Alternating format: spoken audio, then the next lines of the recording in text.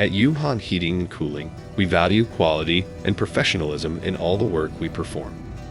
It is important to us that we show these values in our work so that customers can be satisfied with our service.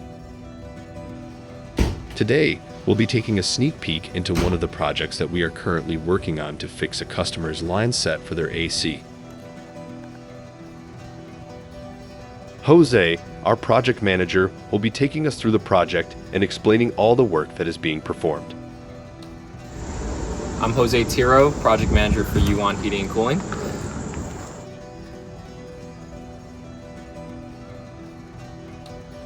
So we're here at Leonia job site. We got a call from a customer wanting to file for a permit for a newly installed multi-zone system for this two-family house. And when we got to the job site, we saw a bunch of violations and improper ways to install the ductless system. So before we file and go through the inspections, we had quoted out the customer for recommended corrections for the ductless systems.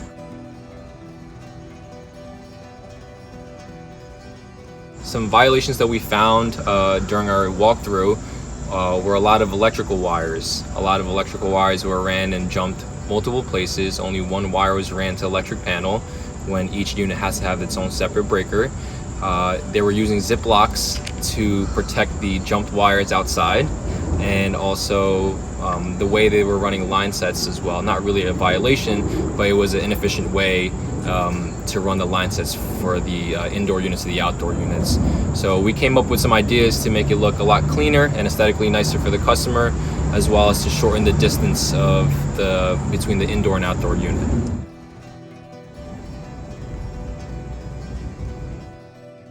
Over the course of 5 days, our team worked on the entire home to reorganize all the inefficient line sets connected to the 4 condensers outside.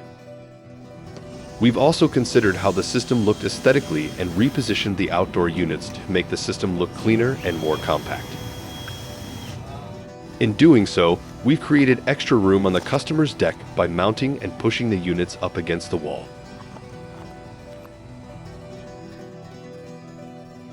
Next, we'll be heading inside to see what the interior of the home looks like and what sort of changes were made to the indoor units and the wiring. Many of the units had the wiring running up along the walls, which not only looked unseemly, but also could become a dangerous hazard for children if the line set covers were removed or tampered with. Additionally, we took the initiative to readjust many of the indoor units of the mini-split system that were either unstable or improperly positioned in the home. Alrighty, so for this room, as you can see, we had to relocate the high wall header on the left side. Previously, it was installed all the way up to the on this side of the wall, where the return was about less than half an inch from the ceiling, and they used 2x4s to kind of prompt it outwards, so it was hanging about 2 inches away from the wall, which is an improper way to install the ductless system. So we came up with a way to install it here, where we have meet the minimum 6-inch clearance from the top of the ceiling, and then we were also able to use the closet with the customer's approval, of course, to run the communication wire, the refrigerant piping, and drain line, so it's hidden away. So all you see in this room is just a ductless header, as it should be. Alrighty, so to go over this high wall ductless system, no real violations that were done here into our installation, but just other things to point out that the previous contractor has done.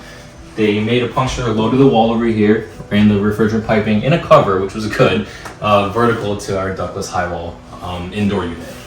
Some things to point out is just that, we know that with ductless systems, the biggest caveat here is that there's exposure to refrigerant piping. It's either inside or exterior. Some changes that we're going to do as a company is we're just going to shift over this ductless system towards the center, and then we're going to run the refrigerant piping, communication, and also drain line with the pump up into the attic. And this way, it aesthetically looks a lot nicer. As a company, there are easy way outs to take this job. It's easy just to go through the wall and have everything exposed through here, but we like to think outside the box so that we can really satisfy the customer. So in this case, it's just going to be really nice and sleek, where the high wall is going to be centered to the wall right there, and then that's it. After a few days of rewiring and repositioning the system, our team was able to successfully finish the job. Inside, The indoor units have all been repositioned to promote better airflow and circulation and have been installed according to the proper guidelines for the inspection.